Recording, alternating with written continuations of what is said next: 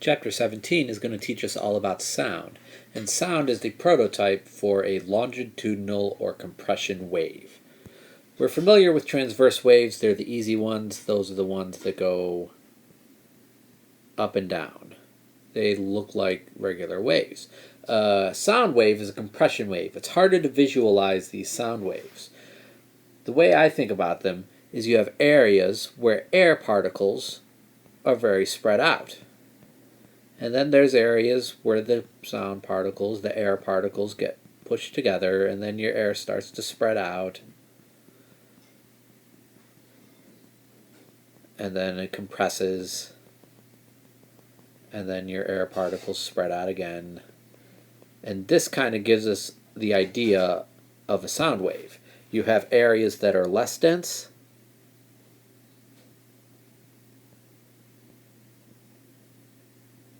and you have areas that are more dense.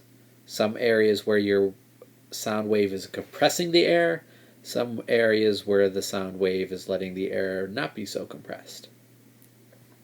And this kind of acts like a domino effect, where this region of high pressure exerts that high pressure, pushes on the air particles next to it, pushes on these low pressure particles, which will then get compressed.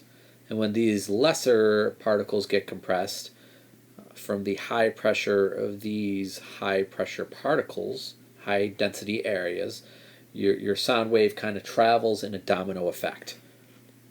We'll see an example of this in class, and the example that you should think about is a pulse on a slinky.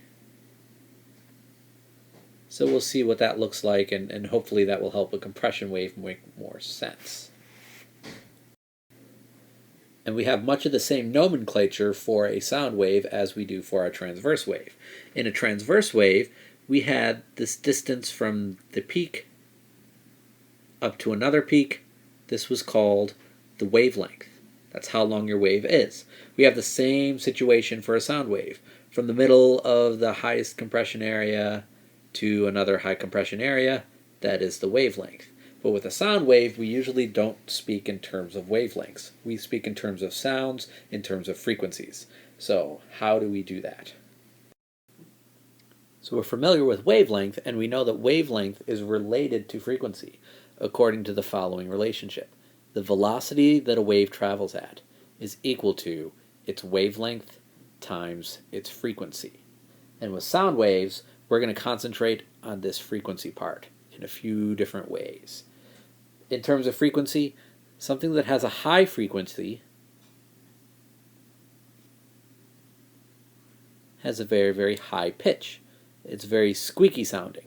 High frequency is a high pitch. This will become very important in a few more sections when we talk about the Doppler effect. We also have low frequencies. Low frequencies, if you listen to music, low frequencies are going to be the low pitches. Things like bass are going to be low pitch.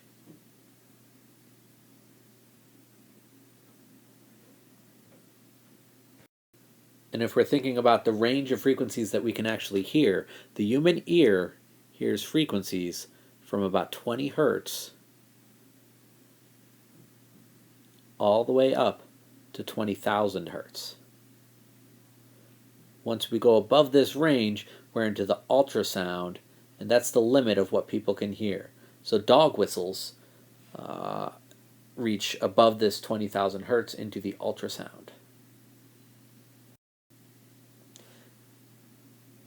So one of the most useful things of these ultrasound waves, and something a lot of you will use if you go into the medical field,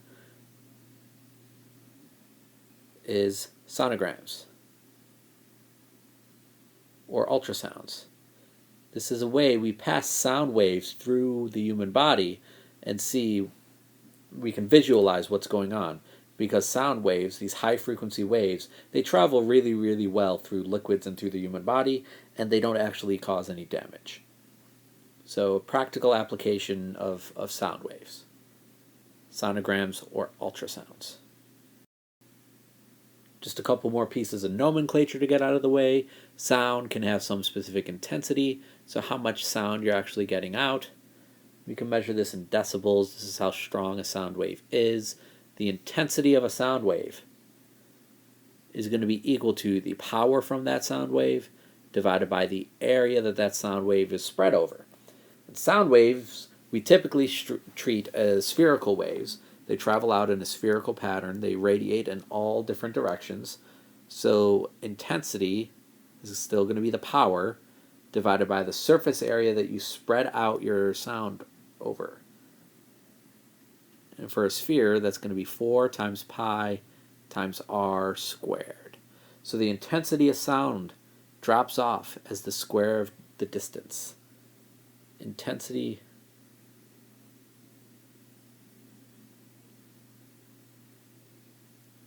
drops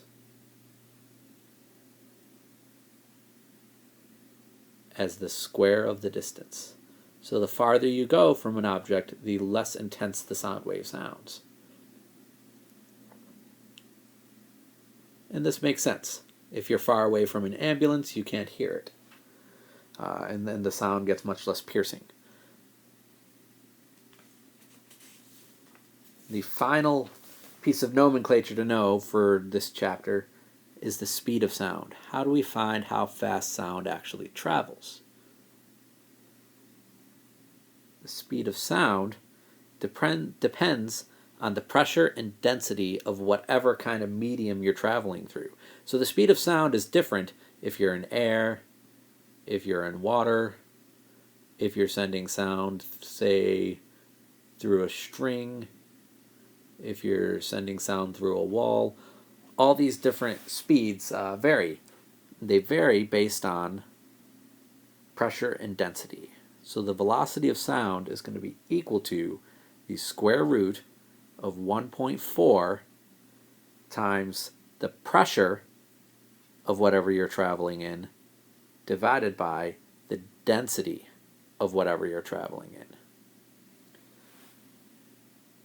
So to write this out and be perfectly clear, velocity of air, the speed of sound in air,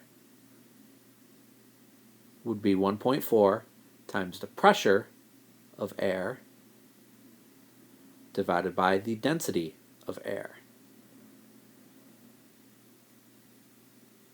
So this is just one example. And that velocity in air, when you plug in all your values, the density of air and the pressure of air, the velocity of sound in air is approximately 331 meters per second. If you were traveling in water, if you were traveling through concrete, this value would change. So the next few parts of the book discuss how to find the speed of sound using tubes. So we're going to play sounds, we're going to play frequencies inside of tubes and use something called resonance, which creates certain modes. Certain areas, certain frequencies that we can play through a tube to make the sound wave sound a lot louder. We get something called resonance, and the way I think about this is we're setting up tubes so we can fit waves inside. I'm going to say fit in quotation marks, fit waves in a tube. And there's various types of tubes that we can do this with. First, we'll do it with a tube that's closed at one end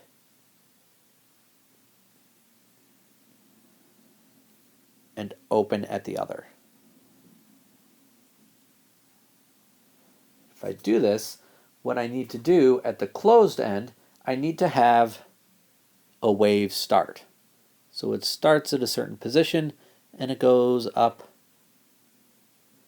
and reaches some maximum displacement at its open end.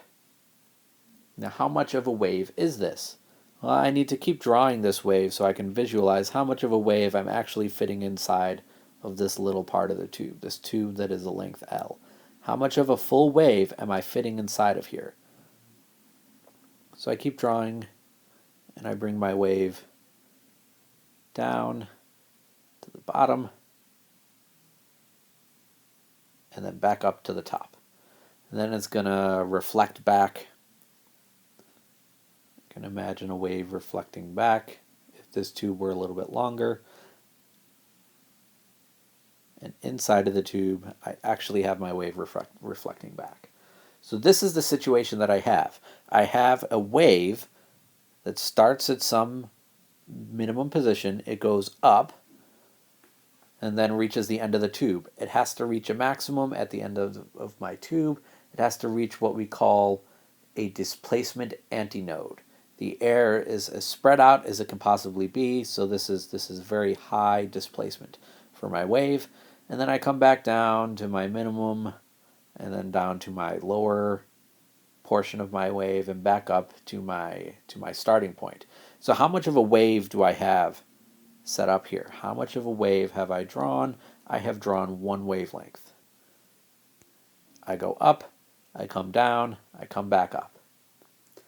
And this wave that I've drawn, this thing that I've drawn, behaves according to some rules. At the open end of a pipe, as I mentioned, we have to have what's called a displacement antinode.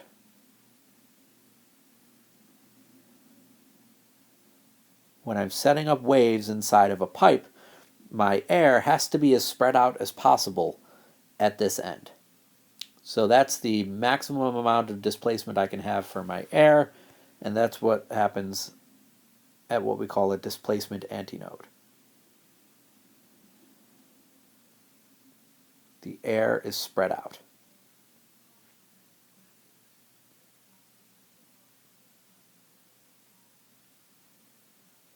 So if the open end has a displacement antinode, we can also talk about something called a pressure node. So maximum in displacement, when my air is as spread out as possible, corresponds to a pressure node. When the pressure is as low as possible. I have high displacement, so I have low pressure.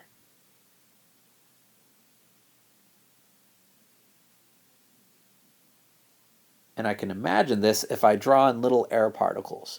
I draw in little air particles, and my air is very, very compressed at this close end, and then it can spread out. It has more room, more space to spread itself out. So the pressure is going to be very, very low on the open end. Now conversely, at the closed end of my pipe, I have a very, very high pressure. So for my closed end of my pipe,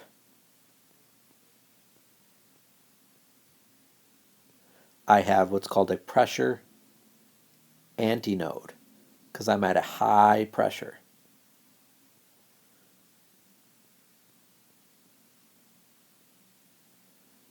And if I'm at a pressure antinode, then I can look at this displacement of my air. The displacement of my air particles, they're very, very close together. That results in a high pressure, but the displacement of those air particles, they're very compressed. They're very tight, so that's going to be what we call a displacement node. So this is the terminology to keep in mind. Pressure and displacement, antinodes and nodes, and what kind of nodes you can have at various parts of a pipe, at the closed end of a pipe and at the open end of a pipe. So let's work through some of this. Let's draw some pictures to try to understand how we set up waves inside of pipes and how that actually helps us do anything useful. All right, so let's write some general rules to keep in mind. If we have a pipe and we're at the open end of a pipe, at the open end of any kind of pipe, a sound wave has to have a displacement antinode. So the air has to be spread out.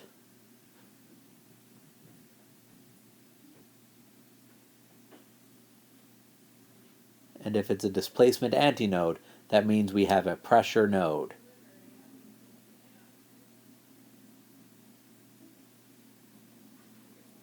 The pressure has to be very low. And then if we have a closed end for a pipe,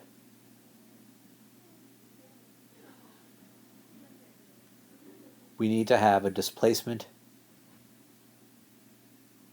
node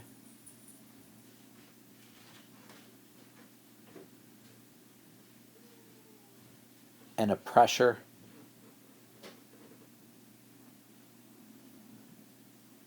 antinode. So let's keep this in mind, these two rules, and we can start drawing some waves that will fit inside of our pipes. We'll draw the first two modes for this pipe that I've drawn here. I have a closed end, and I have an open end. The first wave that I can put inside of this, it has to have a displacement node on the closed end. So it has to come to the middle of this closed end. We'll see what that looks like. And I draw my wave. I start to draw a wave inside of here, and I reach a maximum separation. At this maximum point, that's a displacement antinode, and I need that at my open end. So I have my displacement antinode. This is the first kind of wavelength that I can fit inside of this pipe. But it's not a full wavelength. I just go from my middle point up to my maximum point. So I need to continue drawing this out to figure out how much of an actual wavelength I have inside of here. So I come down to my minimum and back to reach my full wavelength. And if I look at this, I can see that there's actually 1/4 of a wavelength. So if my pipe is a length L, that length is equal to 1/4 of a wavelength. I'm fitting 1/4 of a wavelength inside of here. And let's draw our little reflected portion in here. So my wave reflects back, and I can see that I have a displacement antinode at the open end. My wave is at its maximum separation, and I see I have a displacement node at the closed end. My waves are minimum amount of displacement at the closed end. So let's draw the next wave that we can have. I start at my minimum. I start at my displacement node right at the middle at my closed end. I come up to my maximum. That was the wave that we fit up here, my first mode. Then I come down and I reach my minimum point again, my 0 point, but I need to reach a maximum distance at my open end. So here's part of my wave, and then I can finish off my wave and come back to my starting point. So that is a full wavelength that I've drawn. I can draw the reflected part of this and draw that inside of my pipe. And I can see I have my displacement antinode at my open end. My wave is at its maximum displacement at the open end, and the displacement node at my closed end. If I look at how much of this pipe is a length L, what fraction of a wavelength is this? This is an entire wavelength, and I can see by looking at this picture, I have drawn 3/4 of a wavelength inside of this pipe to get the necessary nodes. So this stuff is very abstract. This is why you'll really have to read in the book and pay close attention to the figures to understand how this first mode that you get for a pipe closed at one end and open at the other is L. The length of the pipe is equal to a wavelength divided by 4. Second mode is L equal to 3 times the wavelength divided by 4. Third mode is L equals 5 times the wavelength divided by 4. We can adjust these, we can shuffle these around and solve for the actual wavelengths that can fit inside of our tubes. Our first wavelength is going to be equal to 4 times L. Second wavelength that we can fit is equal to 4/3 of the pipe length. Third wavelength is going to be 4/5 of the pipe length. And we can shuffle this around since we're working with sound waves and discuss in terms of frequencies. Frequencies are what you hear when you're talking about a wave. So it only makes sense to speak about sound waves in terms of frequencies. So the frequencies of these modes, our first frequency is going to be equal to V divided by 4 times L. Our second frequency is going to be equal to 3 times V divided by 4 times L. Our third frequency is going to be equal to 5 times V divided by 4 over L. And you should be able to see a pattern and be able to determine what this pattern is in determining either your wavelengths or your frequencies that can fit inside of your tubes. And the conversion between these, frequency and wavelengths, all come from velocity is equal to wavelength times frequency. These aren't new equations, they're just reshuffling of old equations. So what kind of waves can we fit inside of a pipe that's not closed at one end, but if it's open at both ends? If we remember our rules for drawing waves inside of pipes, we need to have a displacement antinode at any open part. So both sides of this wave have to be displacement antinodes, since both sides of my pipe are open. If I want a displacement antinode, I have to start up at the top and be as far away from the middle as I can be. I draw in my wave, I come to the middle, and then I draw down to the bottom part where I'm as far away from the middle as I can be. So I'm at my maximum displacement. And I can draw my reflected wave that comes in here, and I can see I have a maximum displacement at both ends of my pipe. How much of a wavelength am I fitting in here? Well, I start up at the top, and I've come down to the bottom. I need to come back to the middle and go back up to the top where I started. So if I look at the length of this pipe, this length L, as compared to a full wavelength, I can see that the length inside of this pipe is equal to 1/2 of a wavelength. I can draw another mode.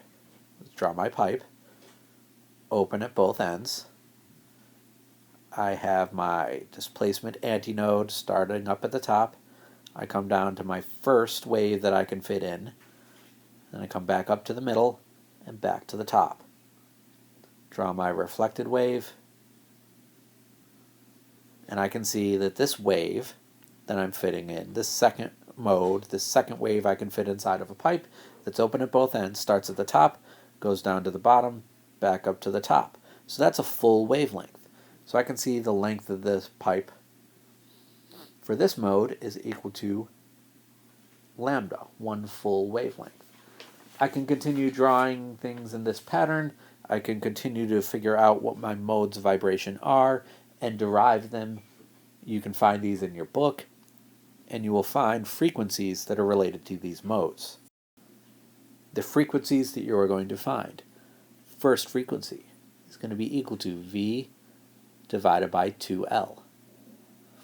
The second frequency we'll find is equal to V divided by L. The third frequency, 3V divided by 2L, etc. And you should be able to figure out a pattern that goes for finding these frequencies. To get some help with this, you will need to look at checkup number 7.3, as well as referring to resonance demos that we will be doing in class. This stuff is a little bit abstract without these demonstrations to help make sense of them. And the final part of the chapter that I'll hold you responsible regarding sound discusses the Doppler effect, in particular the Doppler shift. And this is the apparent shift in a frequency due to motion.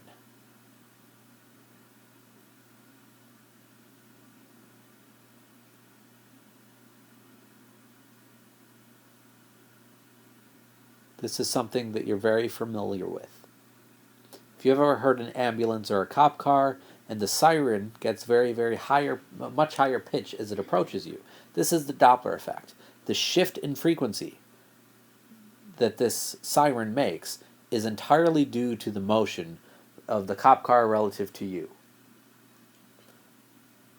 What you notice is you get a higher pitch as something approaches you, or as you approach something. Higher pitch from approaching, and a lower pitch as you're moving away.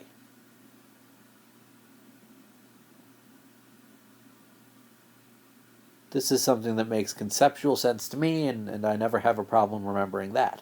High pitch when something approaches, when you're getting closer. Low pitch when you're moving away, when you're receding. And we can calculate what that change in pitch is, the frequency shift, based on the original frequency, F. So F is our original frequency.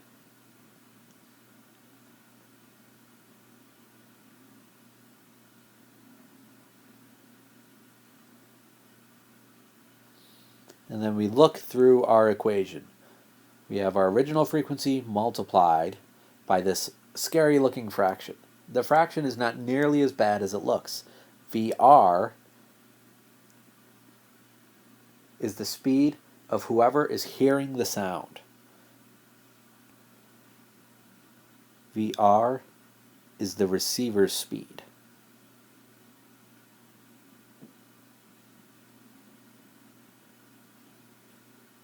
So if I'm sitting at home and I hear a cop car go by, the receiver is me. I'm the one that's hearing the sound. VE in this equation. VE here in the denominator. That's the velocity of the emitter. Whatever is making your sound is VE. So in my example, this would be the cop car. And then V is just the speed of the sound in air.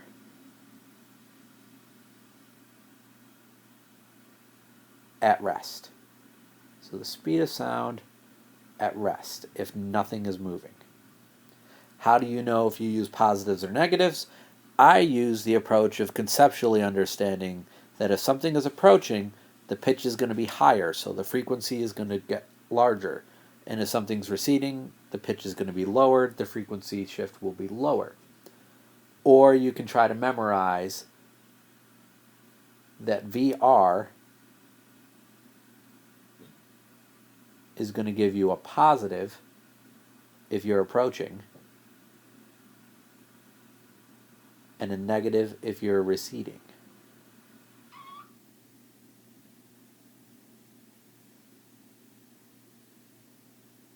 And VE is going to be the opposite. Is going to give you a negative if you're approaching,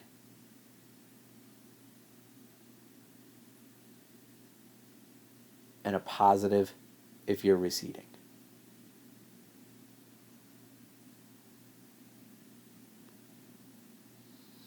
And that is the Doppler effect and the end of the chapter.